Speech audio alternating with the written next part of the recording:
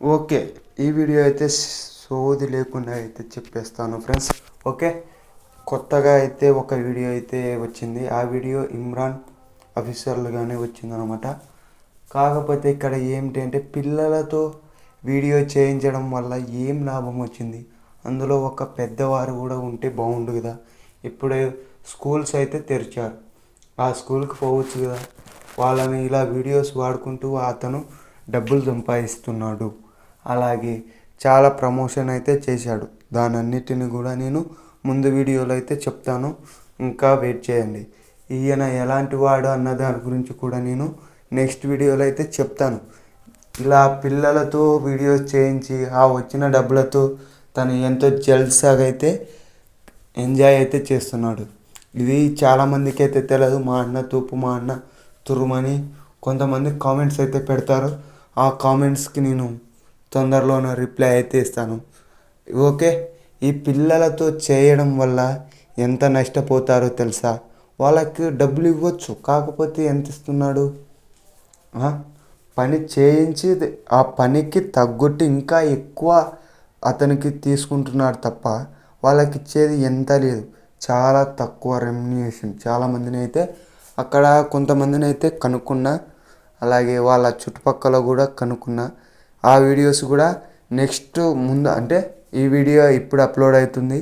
Next వీడియోలో అన్ని ప్రూఫ్స్తో అయితే రావడానికైతే ట్రై చేస్తాను. అంతవరకు ఏ వీడియో ఉంటుందో లేదో కూడా తెలియదు. చాలామంది అనుకుంటూ ఉంటారు. కాకపోతే మన ఛానల్కి అయితే ఏమీ కాదు. కాకపోతే కోఆపరేట్ వేసే అవకాశాలు అయితే ఉన్నాయి. దానివల్ల మాత్రమే దయచేసి అర్థం చేసుకోండి ఫ్రెండ్స్. ఓకే. ఇక్కడ ఒక డౌట్ రావచ్చు, ఇమ్రాన్ ఖాన్ ఎక్కడ తింటున్నాడు? అరే బాయ్, నేను చెప్తా కదా, నేను కూడా అలా యాక్టింగ్ చేసి వచ్చిన వాడిని. కాకపోతే చాలామందికి అయితే తెలియదు ఎక్కడ వర్క్ చేశాను. వేరే యూట్యూబ్ ఛానల్ అయితే నేను నటించడం అయితే జరిగింది. ఆ వీడియోస్ అంటే ఇప్పుడైతే ఫేస్ రివ్యూలు అయితే చేయను.